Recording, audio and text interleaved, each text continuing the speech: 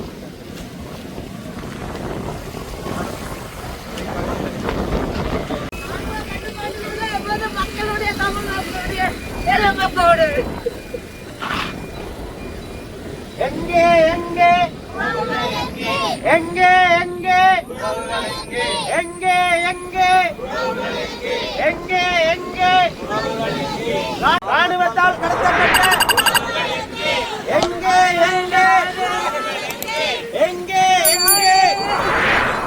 எங்கே எங்கே எங்கே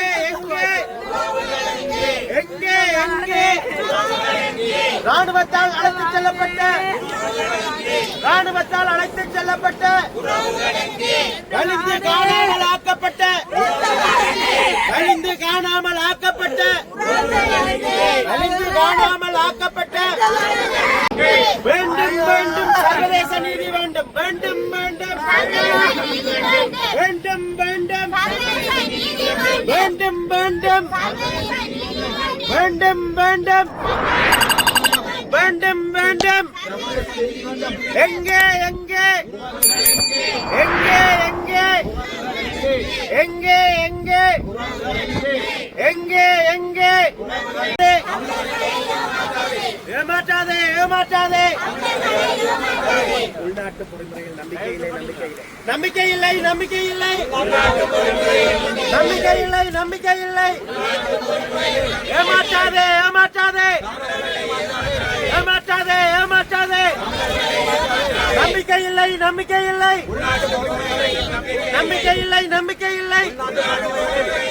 வேண்டும் வேண்டும் வேண்டும் வேண்டும் எங்கே எங்கே எங்கே எங்கே எங்கே எங்கே எங்கே எங்கே எங்கே எங்கே வேண்டும் வேண்டும் வேண்டும் வேண்டும் வேண்டும் வேண்டும் வேண்டும் வேண்டும் எங்கே எங்கே ராணுவத்தால் கடத்தப்பட்ட எங்கே எங்கே உறவுகள் எங்கே எங்கே எங்கே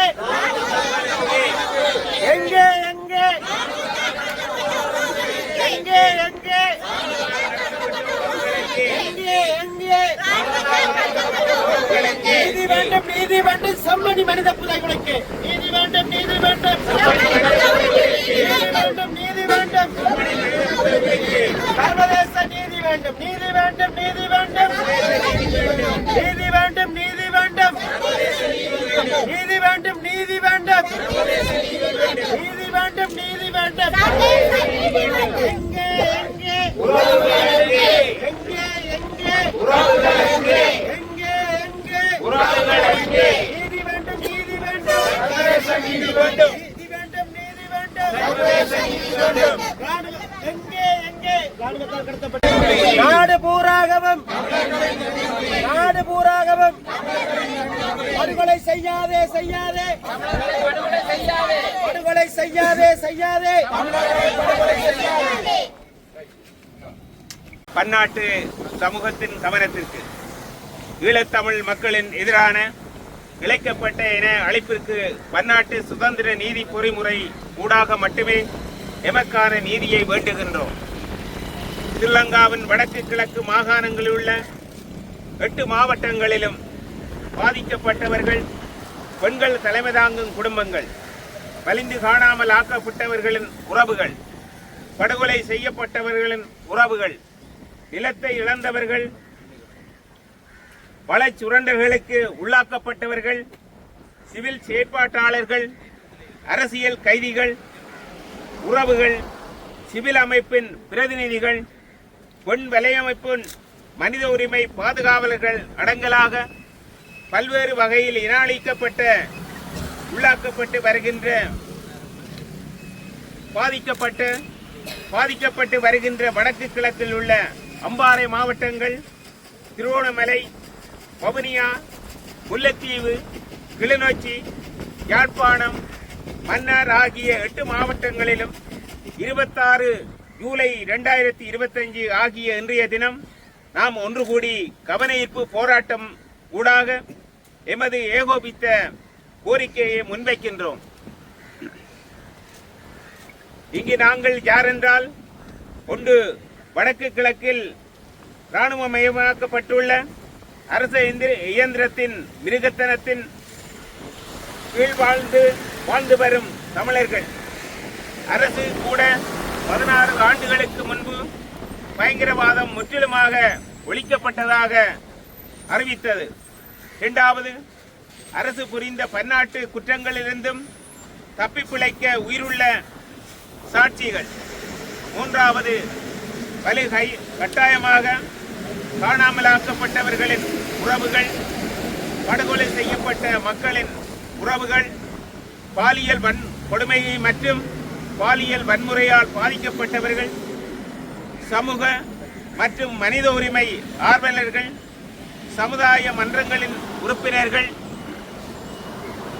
பெண்கள் வலையமைப்புகளின் உறுப்பினர்கள் மற்றும் நாங்கள் என்பதில் முப்படைகள், அரசு திணைக்களங்களாக தொல்பொருள்துறை, வனவிலங்குகள், கடலோர பாதுகாப்பு வனத்துறைகள் மற்றும் ஏனைய அரசு நிறுவனங்களால் வலுக்கட்டாயமாக பிடிக்கப்பட்டுள்ள தங்களின் தாய் நிலத்திற்கு போராடும் மக்கள், தெற்கிலிருந்து வந்த மீனவர்களால் கடற்படை மற்றும் மீன்வளத்துறையின் உதவியுடன் கைப்பற்றப்பட்டுள்ள தங்களின் மூதாதையர் மீன்பிடித்த தளங்களை மீட்டெடுக்க போராடும் தமிழர்கள் அடங்கலாக இறுதியாக நாங்கள் என்பது ஐநா மீது, சர்வதேச சமூகத்தின் மீதும் இன்று வரை நம்பிக்கை வைத்திருக்கும் மக்கள், குறிப்பாக தமிழ் மக்கள் ஸ்ரீலங்காவில் வடக்கு கிழக்கு மாகாணங்களில் வரலாற்றுக்கும் முந்தைய காலம் தொட்டு பாரம்பரியமாக தமக்கேயான தனித்துவமான ஆட்சிகளை அமைத்து ஆண்டு வந்த வரலாறு அடையாளத்துடன் வாழ்ந்தவர்கள். இப்பிராந்தியத்தில் எண்ணிக்கை பெரும்பான்மையினாக தமிழ் மக்களுடன் எண்ணிக்கையை சிறுபான்மையராக தமிழ் பேசும் முஸ்லிம் மக்களும் வாழ்ந்து வருகின்றார்கள். கடந்த 1920களில் தமிழ் அரசியல் பிரதிகளுடன் செய்த சமத்துவத்திற்கான உடன்பாடுகளை கைவிடத் தொடங்கிய சிங்கள அரசியல் தலைவர்கள் அன்றிலிருந்து இன்று வரை தமிழர் இனப்பிரச்சினைக்கு தீர்வாக எட்டப்பட்ட பல உடன்படிக்கைகளையும் தீர்வு முன்மொழிவுகளையும் கைவிட்டனர், எங்களை ஏமாற்றியுள்ளனர். பதிலாக ஸ்ரீலங்காவின் சிங்கள அரசின் ஒற்றையாட்சி பண்பை பேணுவதற்காக இராணுவ தீர்வையை முன்னிறுத்தி வந்தனர். அதனை நடைமுறைப்படுத்த இன அழிப்பை கையில் எடுத்ததுடன் இன்று வரை அதனை தொடர்கின்றனர். இந்த இன அழிப்பானது யுத்தமாக முன்னெடுக்கப்பட்ட போது ஈழத்தமிழர்கள் வகைதொகையின்றி கூட்டாகவும் தனியாகவும் படுகொலை செய்யப்பட்டனர். தொடர்ந்து இடம்பெயர்வு மற்றும் வடகால அகதி முகாம் வாழ்வை தமிழ் மக்களுக்கு வழங்கியது. சிங்கள அரசு பொறிமுறையை முன்னெடுத்த போதும் தமிழர்களின் இருப்பிடங்களையும் சொத்துக்களையும் வாழ்வாதாரங்களையும் திட்டமிட்ட வகையில் முற்றாக அழைத்து தமிழர்களை வக்கற்ற நிலைக்கு உள்ளாக்கியது. பயங்கரவாத தடை சட்டத்தின் மூலம் ஆயிரக்கணக்கானோர் கைது செய்யப்பட்டு பல்லாண்டு விசாரணையின்றி சிறையில் அடைக்கப்பட்டதுடன் சித்திரவதைக்கு உள்ளாக்கப்பட்டனர். பல்லாயிரக்கணக்கானோர் வலிந்து காணாமலாக்கப்பட்டனர். இராணுவமயமாக்கல் இடம்பெயர்ந்ததுடன் திட்டமிட்ட முறையிலான நில அபகரிப்புகளும் சிங்கள குடியேற்றங்களும் அதிகரிக்கப்பட்டன. அரச பாதுகாப்பு பொறிமுறையில் திட்டமிட்ட மனித உரிமை மீறல்கள் காரணமாக பாரிய அச்சுறுத்தலை இன்று வரை மனித உரிமை செயற்பாட்டாளர்களிடம் பாதிக்கப்பட்டவர்களும் எதிர்கொண்டு வருகின்றனர். அது மட்டுமன்றி வடக்கு கிழக்கு பிரதேசங்களில் இடம்பெற்ற சாதாரண மனித உரிமை மீறல்கள் தொடர்பான விசாரணைகளில் ஸ்ரீலங்காவின் உள்ளக பொறிமுறைகள் நீதியை வழங்க மறுத்து வருகின்ற வேளையில் பன்னாட்டு குற்றங்களை நிகழ்த்திய அரசே அதற்கு நீதியையும் அதே உள்ளக பொறிமுறையின் ஊடாக தர வேண்டும் என கூறுவதும் எவ்வாறு சாத்தியமாகும் என்பதை பலமுறை நாம் பன்னாட்டு பிரதிநிதிகளுக்கும் அமைப்புகளுக்கும் தெரிவித்தோம் என்பதனை தங்களுக்கு இந்த இடத்தில் ஞாபகப்படுத்த விரும்புகின்றோம். ஸ்ரீலங்காவின் உள்ளக நீதிபதி மற்றும் மன்னார் மற்றும் பிற பகுதிகளில் காணாமல் பெரும்பாலான மனித புதைகுழிகள் தொடர்பான பன்னாட்டு தணிக்கை நிபுணர்களை விசாரணைக்காக அனுப்ப வேண்டும். தமிழ் பாரம்பரிய பன்னாட்டு சின்னங்களை அளிக்கும் நடவடிக்கைகளை மற்றும் நில ஆக்கிரமிப்புகளை உடன் நிறுத்த வேண்டும்.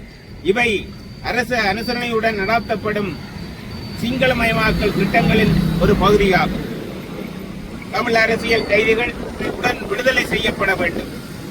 பயங்கரவாத தடை சட்டம் மற்றும் நிகழ்நிலை சட்டம் PPA ஆன்லைன் ஸ்டாப் ரத்து செய்ய ஸ்ரீலங்கா அரசுக்கு அழுத்தம் கொடுக்க வேண்டும். நன்றி.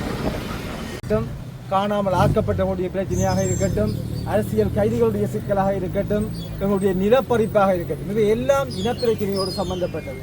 இனப்பிரச்சனைக்கு தீர்வு வராதவரை எதுவுமே தீரப்போவதில்லை. தற்போதைய இலங்கை அரசு இனப்பிரச்சனைக்கு தீர்வை பற்றி கலைக்காமல் இருப்பது மிகவும் வேதனைக்குரியது. சர்வதேச நீதி உறுதிப்படுத்த வேண்டும். மனித உரிமைகள் ஆணையாளர் இங்கே வந்தார், எங்களோடு இந்த இடத்துக்கு வந்திருந்தார், அது மகிழ்ச்சி. ஆனால் அவர் விட்ட அறிக்கை கவலை தருகிறது. உள்நாட்டு பொறிமுறையில் எந்த நன்மையும் பெறப்போவதில்லை. சிங்கள அரசாங்கத்தினுடைய அவதாரங்களாகத்தான் இன அழிப்பை செய்வதற்காக யார் வந்தாலும் அதை செய்து கொண்டிருக்கிறார்கள். அப்படி இருக்கும் வரை நாங்கள் ஒன்றையும் பெற முடியாது. ஆனபடியால் நாங்கள் எல்லாரும் ஒற்றுமையாக வேண்டும். அது முதலாவது, நாங்கள் எங்களுக்குள்ளே ஒற்றுமையாக வேண்டும். இரண்டாவது, சிங்கள மக்கள் புரிந்து கொள்ள வேண்டும். நாங்கள் பாதிக்கப்பட்ட நிலையில் இருந்து பாதிக்கப்பட்டதற்காக நாங்கள் குரல் எழுப்புகிறோம். இதை கேட்டு எங்களுக்குரிய நீதியை தர வேண்டும். அதற்கு சர்வதேச பொறிமுறை அவசியம். ஆகவே அதனை தருவதன் மூலம் நாங்கள் நீதியோடு வாழ்கின்ற ஒரு காலம் வரும். ஆகவே நம்பிக்கையோடு அந்த போராட்டத்தை நாங்கள் எங்கெங்கெல்லாம் செய்ய வேண்டுமோ அதை தொடர்ந்து செய்வோம். இந்த போராட்டமும் வெற்றி பெற நாங்கள் எல்லாரும் சேர்ந்ததற்காக உழைப்போம். நன்றி. வணக்கம். இன்றைய போராட்டம், அதாவது சர்வதேச விசாரணையை தமிழ் மக்கள் பாதிக்கப்பட்ட நாங்கள் கோரி நிற்கின்றோம் என்பதை வலியுறுத்தி வடக்கு கிழக்கில் உள்ள 8 மாவட்டங்களிலும் சம நேரத்தில் நடைபெற்றுக் கொண்டிருக்கின்றது. அந்த வகையில் எமது கோரிக்கைகள் யாழ்ப்பாண பிரதிநிதியால் வாசிக்கப்பட்டது. அதன் சுருக்கமாக, அதாவது எமது தமிழ் மக்கள் பாதிக்கப்படுற ஒவ்வொரு ரீதியான பிரச்சனையாக, நில ஆக்கிரமிப்பாக இருந்தாலும் சரி, மனித புதைகுழிகள் அதாவது வடக்கில் காணப்பட்டிருக்கிறது, கிழக்கிலும் காணப்பட்டிருக்கிறது. அதாவது அம்பாறையில், மட்டக்களப்பில். அதே நேரம் உதாரணமாக இன்னும் சில இடங்கள் போனால் ஜோசப் கேம்ப், பூசா பதை முகாம் அவ்வாறான இடங்களிலும் காணப்பட்டிருக்கின்றது. கொழும்பில் கூட இப்பொழுது ஒன் கோல்ஃபேஸ் என்ற பில்டிங் கட்டப்பட்ட ஒரு இடத்தில் ஆரம்பத்தில் புதைகுழி ஒன்று கண்டுபிடிக்கப்பட்டது, ஆனால் அது மூடப்பட்டது. அவ்வாறு பல புதைகுழிகள் இலங்கையில் எங்கேயும் தோண்ட கண்டுபிடிக்கப்பட்டு கொண்டிருக்கின்றது. அவ்வாறான புதைகுழிகளுக்கான நீதியான விசாரணை யாழ் மாவட்டத்தில் கூட எலும்புகள் கண்டுபிடிக்கப்பட்டாலும் அதற்கான DNA சம்பந்தமான அடுத்த கட்ட நிகழ்வுக்கு போக வேண்டும். அது சம்பந்தமாகவும் இம்முறை நடைபெற இருக்கும் ஜெனீவாவுக்கு தமிழ் மக்களாகிய நாம் தொடர்ந்து வளர்ச்சிக்கு முகமாக சர்வதேச விசாரணையைத்தான் நாம் வலியுறுத்துகின்றோம். எமக்கு வேறு எந்த ஒரு பொறிமுறைக்கு நாம் உடன்படவில்லை என்பதை மீண்டும் மீண்டும் வலியுறுத்தும் முறமாகத்தான் இந்த முறை வர இருக்கின்ற தீர்மானத்திற்கு தமிழ் மக்களுடைய பிரதான கருத்து உள்வாங்கப்பட வேண்டும் என்றதற்காகத்தான் இந்த போராட்டங்கள் நடைபெற்றுக் கொண்டிருக்கின்றது. ஆகவே தொடர்ந்து ஜெனீவா தீர்மானங்கள் எமது தமிழ் மக்களாகிய பிரச்சனைகளை கவனத்தில் எடுத்து தமிழ் மக்களுக்கு சர்வதேச விசாரணைக்கான பொறிமுறையை உருவாக்க வேண்டும், அதுக்கான அழுத்தம் வழங்க வேண்டும். அல்லாவிட்டால் இலங்கை அரசாங்க சிங்கள அரசுக்கு பொருளாதார தடைகள் விதித்து எவ்வாறான ஒரு நிர்பந்தத்தில் கூட தமிழ் மக்களுக்கான நீதி கிடைக்க வேண்டும் என்பதை வலியுறுத்த வேண்டும். அதற்கு வடக்கு கிழக்கு தொடர்ந்து இது மாதிரியான போராட்டங்கள் தொடரும். அதற்கான மகஜர்கள் கையளிக்கப்பட்டு கொண்டிருக்கின்றது, உருவாக்கப்பட்டு கொண்டிருக்கின்றது. தொடர்ந்தும் பல மக்கள் இதை செய்து கொண்டிருக்கின்றார்கள். ஆகவே மீண்டும் மீண்டும் இந்த போராட்டத்தின் இது சர்வதேச விசாரணை ஒன்றுதான் தமிழ் மக்களின் தீர்வு. அதன் மூலம்தான் தமிழ் மக்கள் இந்த இடத்தில் சுதந்திரமாக வாழ முடியும்.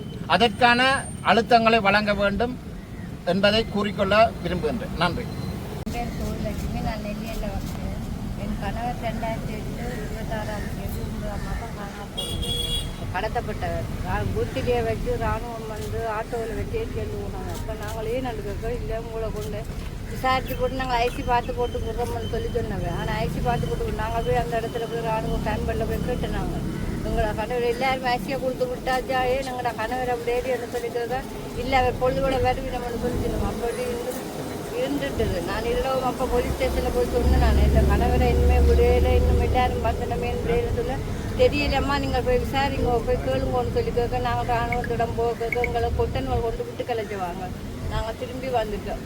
எங்களோட குடும்பத்தில் 3 பேர். எங்களோட மனுஷன் தம்பியார் ஒரு ஆளை சுட்டு போட்டு கிடந்தது, ஒரு ஆளை கடத்தி கொண்டு போனவன் எங்களோட மனுஷனையும் கடத்தி கொண்டு போனோம். அதே போல் இவ்வளோ சகோதரர்கள் இவ்வளோ சின்ன சின்ன பிள்ளைகள் எல்லாரையும் சேர்த்து கடத்தி இருக்கணுங்க. அதுக்கு எங்களுக்கு ஒரு தீர்வு கிடைக்கணும்.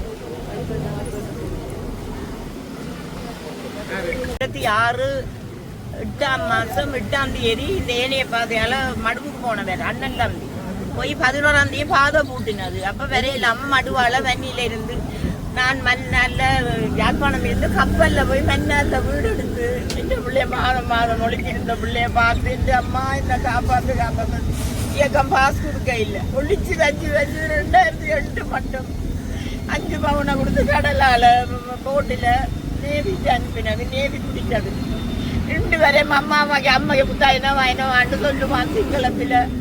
2 வரையும் வாரான் இந்த பிள்ளை. எங்கே இருந்தாலும் என்ற பிள்ளை ஒன்று கொஞ்சம் அறியாத பிள்ளை.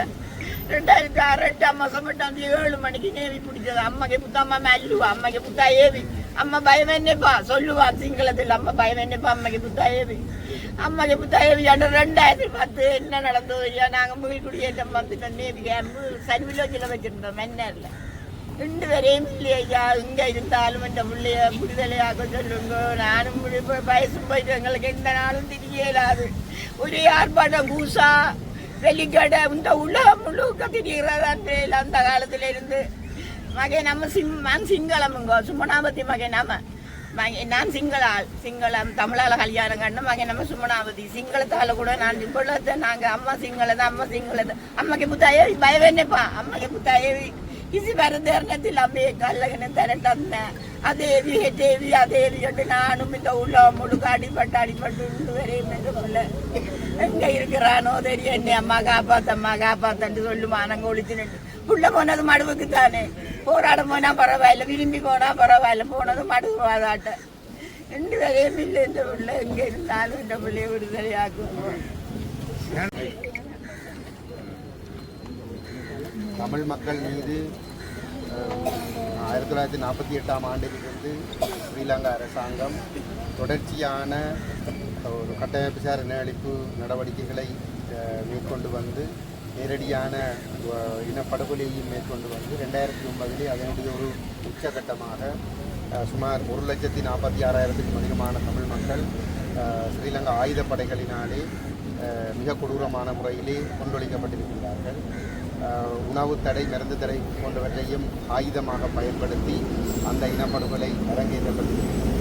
அதே நேரத்திலே இந்த 79 ஆண்டுகளுக்கு பிற்பாடு இந்த பயங்கரவாத தடை சட்டத்தின் கீழ் பல ஆயிரக்கணக்கான இளைஞர்களின் யுவதிகளும் ஸ்ரீலங்கா இராணுவத்தினராலும் அவர்களோடு இணைந்து இயங்கிய துணை இராணுவ குழுக்களாலும் கைது செய்யப்பட்டும் கடத்தப்பட்டும் காணாமலாக்கப்பட்டிருக்கின்றார்கள். குறிப்பாக யாழ்ப்பாணம் 1995 ஆண்டு அக்டோபர் மாதத்துக்கு பிற்பாடு சந்திரிகா அரசாங்கத்தினால் சூரிய கதிர் இராணுவ நடவடிக்கை மூலம் ஒரு ஆக்கிரமிப்புக்கு உள்ளாக்கப்பட்ட பின்னர் 96ஆம் ஆண்டு காலப்பகுதியிலே ஆயிரக்கணக்கான இளைஞர்களும் யுவதிகளும் யாழ்ப்பாண மாவட்டத்திலும் கூட காணாமலாக்கப்பட்டிருக்கிறார்கள். இவ்வாறு காணாமலாக்கப்பட்டவர்கள் பெருமளவானவர்கள் கொண்டு புதைக்கப்பட்டிருக்கிறார்கள் என்பது எல்லோருக்கும் தெரிந்த விடயம். இப்பொழுது செம்மணியிலே 100க்கும் அதிகமான எலும்புக்கூடுகள் வெளிவந்திருக்கின்றது. இந்த புதைகுழி என்பது ஸ்ரீலங்கா இராணுவத்தினராலே கைது செய்யப்பட்டு மிக கொடூரமாக சித்திரவதை செய்யப்பட்டு பெண்கள் பாலியல் வல்லுறவுக்குள்ளாக்கப்பட்ட நிலையிலே கொண்டு புதைக்கப்பட்டவர்களுடைய எலும்புக்கூடுகள் என்பதில் எந்த விதமான சந்தேகங்களும் இல்லை. இந்த இனப்படுகொலைக்கும் இவ்வாறு வெளிந்து காணாமலாக்கப்பட்டவர்களுக்கும் உள்ளக விசாரணை மூலம் ஒருபொழுதும் நீதி கிடைக்காது என்பது தமிழ் மக்களுடைய உறுதியான நிலைப்பாடு. அதனால் எங்களுக்கு நடைபெற்ற அந்த இன அழிப்பு குற்றங்களுக்கு ஒரு சர்வதேச விசாரணை நடத்தப்பட வேண்டும். போர்க்குற்றங்கள், மனித குலத்துக்கு எதிரான குற்றங்கள், இன அழிப்பு குற்றங்களுக்காக ஒரு சர்வதேச விசாரணை ஒன்று நடத்தப்பட வேண்டும். முழுமையான சர்வதேச விசாரணை ஒன்று நடத்தப்பட வேண்டும்.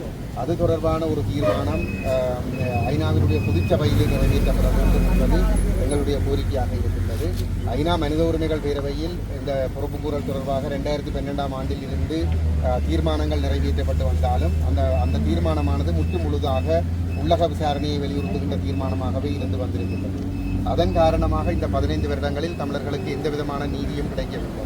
ஐநா யுத்தம் நடைபெறுகின்ற பொழுது ஐநா இலங்கை அரசுக்கு முழுமையாக துணை நின்று இந்த இன அழிப்புக்கு துணை நின்ற ஐநா யுத்தம் முடிந்த பிற்பாடு இன அழிப்பு செய்தவர்களிடமே அந்த பொறுப்புக்கூறல் விவகாரத்தை ஒப்படைத்துக் கொண்டு வருவது என்பது மிகவும் ஏமாற்றகரமான ஒரு விடயம். அதிலே பாதிக்கப்பட்ட தமிழ் தரப்பில் இருந்தும் சில தரப்புகள் வந்து அந்த உள்ளக விசாரணையை ஆதரித்து வந்ததனுடைய விளைவாக இன்று வரை எங்களுக்கு நீதி கிடைக்காமல் இருக்கின்றது. இந்த காணாமல் போனவர்களுக்கு என்ன நடந்தது என்பது கண்டறிவதற்கும் இந்த உள்ளக விசாரணை மூலமாக தீர்வு ஒத்துழைத்த காரணத்தினாலே இன்று வரை என்ன நடந்தது என்பது கண்டறியப்படாமல் இருக்கின்றது. ஆகவே இந்த உள்ளக விசாரணை நாடகங்களுக்கு ஒரு முற்றுப்புள்ளி வைக்கப்பட வேண்டும். இந்த செம்மணி விவகாரத்தில் கூட வந்து மீண்டும் அதை ஜனாதிபதிக்கு அதை விசாரியுங்கள் என்று கேட்பதன் மூலமாக வந்து ஒரு உள்ளக விசாரணைக்கு வாய்ப்பு கொடுக்கின்ற முயற்சிகள் நடைபெற்றுக் கொண்டிருக்கின்றது. அந்த தவறு இனிமேல் நடக்கக்கூடாது. எங்களை பொறுத்தவரையிலே ஒரு முழுமையான சர்வதேச பக்கச்சார்பற்ற விசாரணை நடத்தப்பட வேண்டும். அது தொடர்பான ஒரு தீர்மானம் ஐக்கிய நாடுகள் பொதுச்சபையில் எடுக்கப்பட வேண்டும்.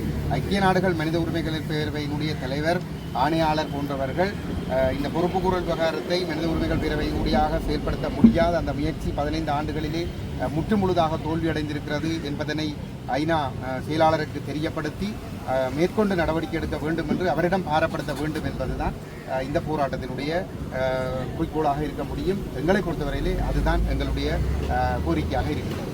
எனது பெயர், எனது கணவர் வந்து 2018 தேதி வட்டுவாளில் வந்து பிரான்சிஸ் ஃபாதரோடு ஒருமிக்க 53 பேர் உட்பட சரணடைஞ்சார். இதுவரையிலும் நான் எல்லா இடமும் தேடி கொண்டிருக்கிறேன். இன்னும் ஒரு பதில் கிடையாது. உங்கள்கிட்ட வந்து சரணடைஞ்சு உங்களோட திருப்பி பெறுவாருன்ற நம்பிக்கையோட நான் இதுவரை காலம் சொன்னேன். என் பிள்ளைக்கு 1 வயசுல போனது. இந்த பிள்ளைக்கு வந்து 17 வயசு. இவ்வளவு நாள் நான் எல்லா இடமும் எல்லா கேம்பிலும் போய் எல்லா இடம் கேட்க உங்களுக்கு பதில் பெறுவோம் என்று சொல்லி சொன்னவர்கள் இதுவரையிலும் எனக்கு ஒரு பதிலும் கிடைக்கவில்லை.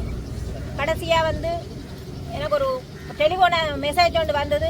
உங்களோட கணவர் இருக்கிறார், உங்களுக்கு வந்து பார்க்கறதுக்கு வர சொல்லி சொன்னவைகள். ஆனால் நான் வந்து கேட்டேன், நான் அவைய என் பிள்ளையா இல்லாத அவைய மனுஷன் அண்ணாவை அனுப்புகிறேன், அவரோட சேர்ந்து வரேன்னு சொல்லி கேட்க. ஆனால் அவர் வர வேண்டாம், என்ன மட்டும்தான் வந்த வர சொல்லி சொன்னேன். அது 5 நிமிஷம் தான் உங்களோட கதைக்க விடுவோம் என்று சொல்லி சொன்னவைகள்.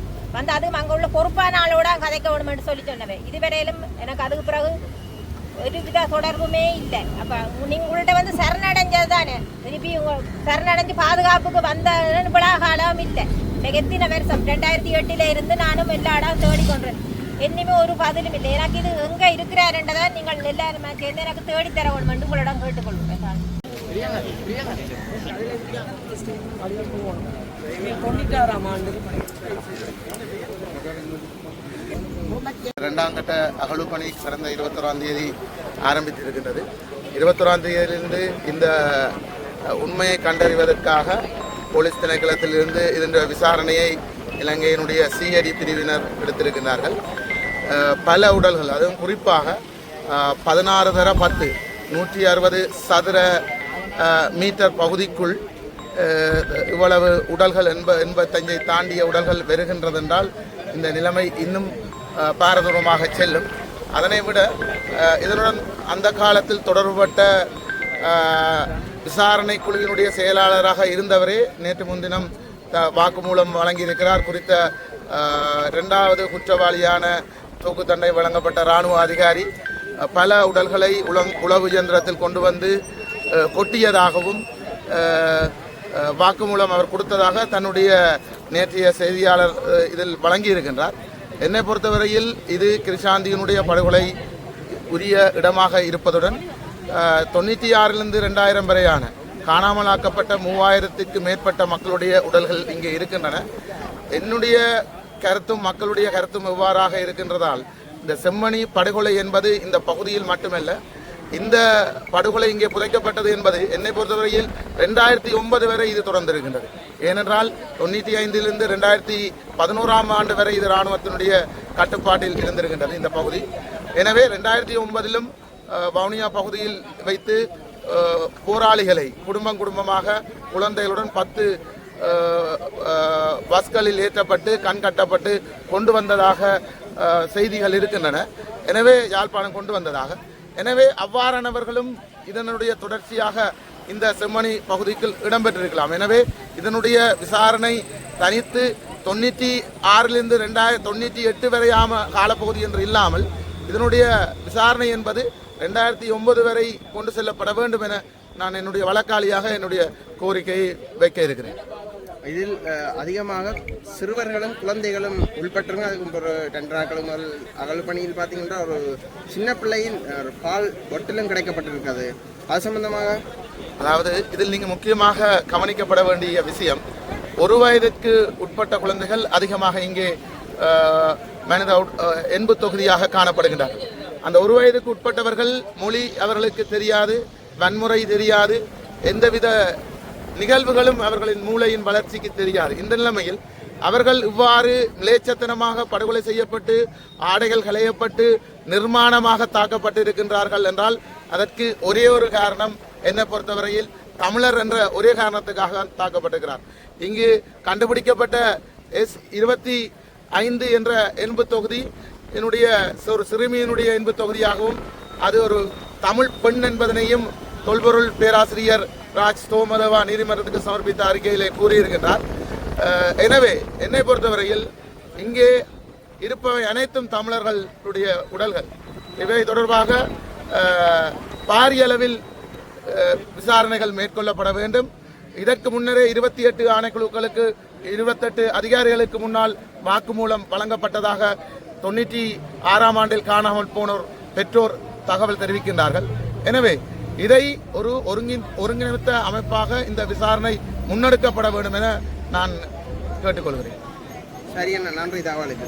நன்றி.